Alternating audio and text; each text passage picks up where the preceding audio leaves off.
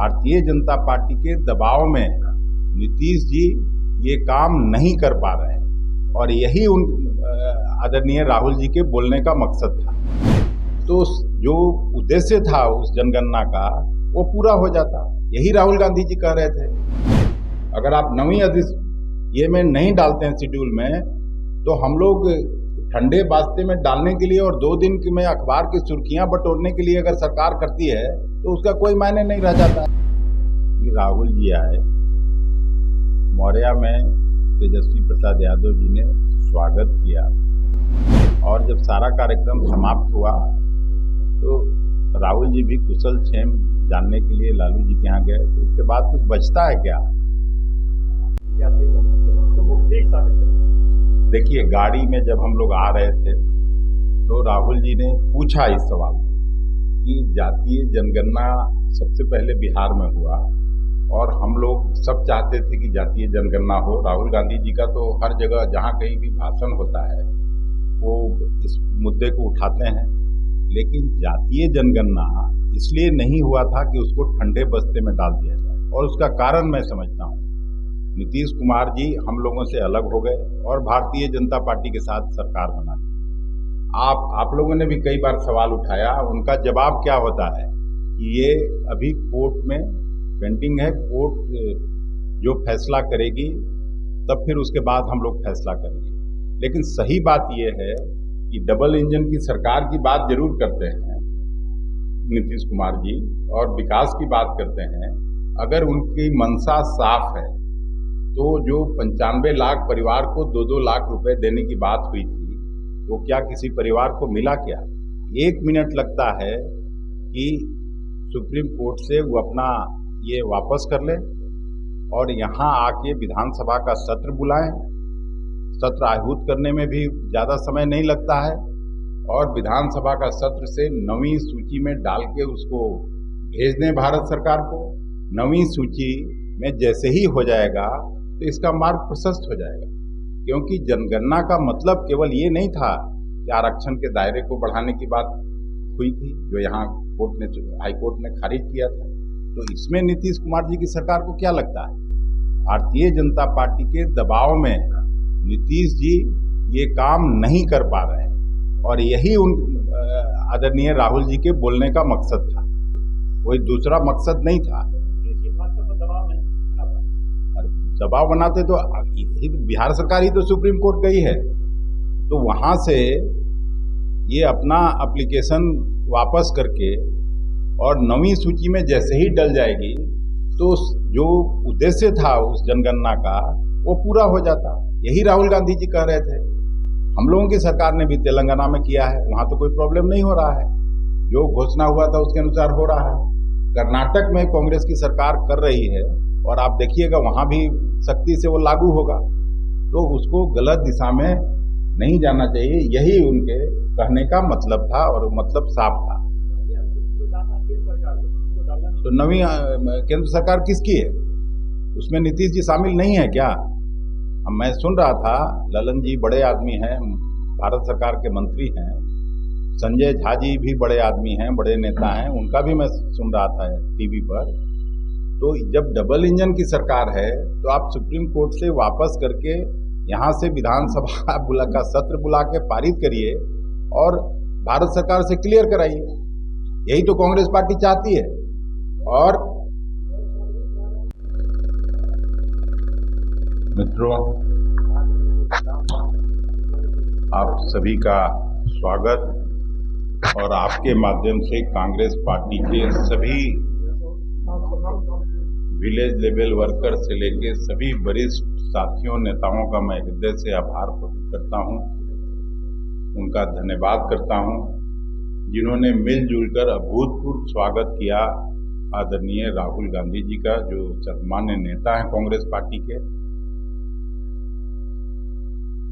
जितना कार्यक्रम हम लोगों ने रखा था प्रदेश कांग्रेस कमेटी की तरफ से, सभी कार्यक्रम में राहुल गांधी जी गए और जिस तरह से प्रदेश कमेटी चाहती थी, प्रदेश नेतृत्व चाहता था, उसके अनुसार वो सब जगह शिरकत किए, चाहे वो छात्रों की समस्या हो, चाहे टैक्सी ड्राइवर की समस्या हो, सबकी बातों को उन्होंने ध्यानपूर्वक सुना और बापू सभागार से लेके यहाँ के कार्यक्रम में आके उन्होंने इंदिरा भवन का उद्घाटन किया, राजीव सभागार का उद्घाटन किया।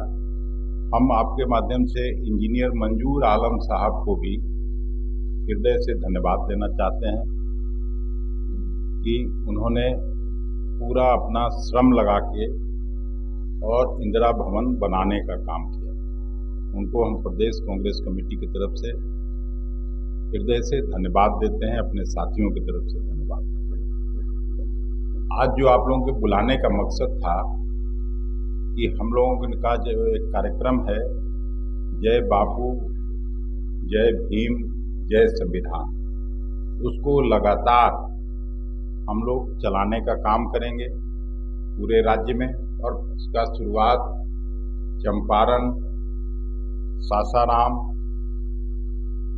और बक्सर से किया जाएगा। फरवरी के दूसरे महीने से ये कार्यक्रम चलेगा और सभी जिलाओं में ये कार्यक्रम पूरे मुस्तैदी से कांग्रेस पार्टी चलाएगी। इसी कार्यक्रम के उद्घोषणा के लिए आप सभी मित्रों को हम लोगों ने आमंत्रित किया था। पूरी शक्ति लगा के कांग्रेस पार्टी उस कार्यक्रम को चलाएगी। हालांकि एआईसीसी ने भी घोषणा किया है और सभी जिलों में जल्द ही हम लोग एक एक संयोजक इस कार्यक्रम के लिए नियुक्त करेंगे। वो बाद में आपको उसका सूची दिया जाएगा। मुझे आज इतना ही कहना था और आपको अगर कोई सवाल हो तो पूछिए। जी, ठंडे बस्ते में डालने के लिए किया था क्या कांग्रेस पार्टी ने और आरजेडी ने उनका साथ दिया था? उसका जो मकसद है वो पूरा होना चाहिए। नहीं तो मैं साफ तौर पर आपको कह रहा हूँ कि बिहार प्रदेश कांग्रेस कमेटी भी इसके लिए आंदोलन करेगी। अगर आप 9वीं ये में नहीं डालते हैं शेड्यूल में, तो हम लोग ठंडे बास्ते में डालने के लिए और 2 दिन में अखबार की सुर्खियां बटोरने के लिए अगर सरकार करती है तो उसका कोई मायने नहीं रह जाता है। यही राहुल गांधी जी के बोलने का मतलब था। Thank you. सवाल है, कल जब राहुल जी आए थे तो बापू सभागार के बाहर आपके अध्यक्ष पद के लिए कुछ लोग विरोध में खड़े रहे नारायण। तो सबको है, राइट है, उसमें कोई किसी को कोई रोक सकता है? आपत्तिजनक टिप्पणी भी कर रहे थे। नहीं, वो आप सुने होगा, मैं तो सुना नहीं। और अगर जो कर रहे थे तो ठीक है, राहुल गांधी जी को सुनवा दीजिए जाके।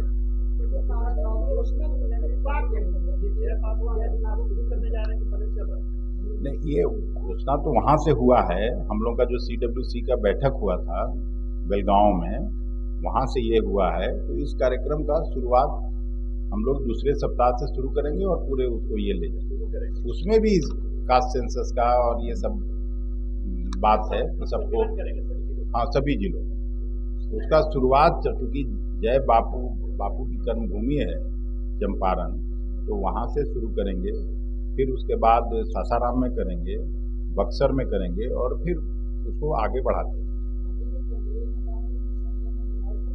कहीं बुलाएंगे। अभी नहीं करना, लेकिन जब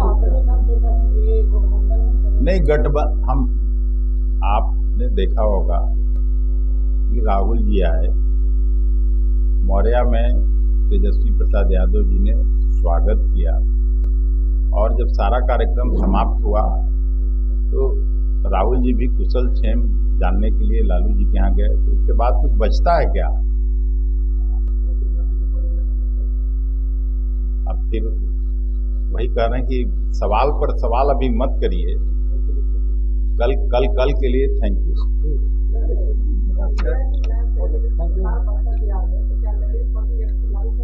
क्या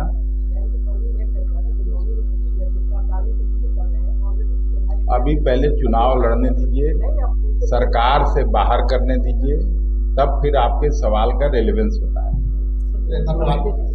और आप सबों को फिर से हृदय से धन्यवाद। फिर से सभी कांग्रेस कर्मियों को बहुत बहुत धन्यवाद। पनोरमा ग्रुप, जो सोचता है वो करता है। ये लो मुंह मीठा करो, आज मैंने अपना जॉब छोड़ दिया, अब हम पूर्णिया वापस जाएंगे। जॉब छोड़ दिया है? मतलब ये घर कैसे चलेगा, हम करेंगे क्या और माँ बाबूजी क्या बोलेंगे? इसलिए मैं एक और मिठाई का डब्बा लाया, अपने बिजनेस के लिए लोन अप्रूव हो गया। अरे लोन अप्रूव हो गया वो तो ठीक है, लेकिन पूर्णिया में हम रहेंगे कहाँ? अपना घर भी तो नहीं है वहाँ। इसलिए तो एक और मिठाई का डब्बा अलग से लाया हूं। हमने पूर्णिया में घर ले लिया है, पूर्णिया के ई होम्स पैनोरमा में। पूर्णिया में पैनोरमा ग्रुप लेकर आए हैं ई होम्स पैनोरमा, बड़ा घर, आलीशान जिंदगी और अत्याधुनिक सुविधाओं के संग। अरे अब क्यों मुंह मीठा करवा रही हो? क्योंकि हम घर वापसी जो कर रहे हैं। घर वापसी की खुशी पूर्णिया में ई होम्स पैनोरमा के संग। E homes panorama, luxurious lifestyle redefined.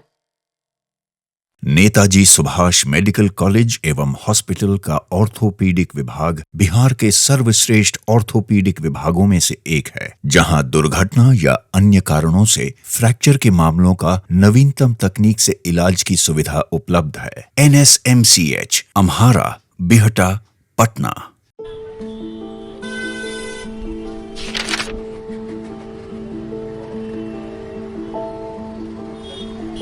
अरे नया साल मंगलमय और सुखमय हो।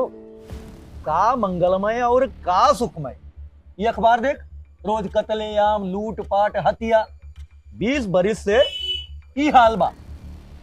पायल और सुमन को घर से बाहर भेजल जाला, कई दिल थरथरावे लागेला। कहवा से ई नया साल मंगलमय होई? बात तो सही बा, साल मंगलमय तब हुई जब नई सरकार आई। नया साल, नई सरकार, नया संकल्प, नया बिहार।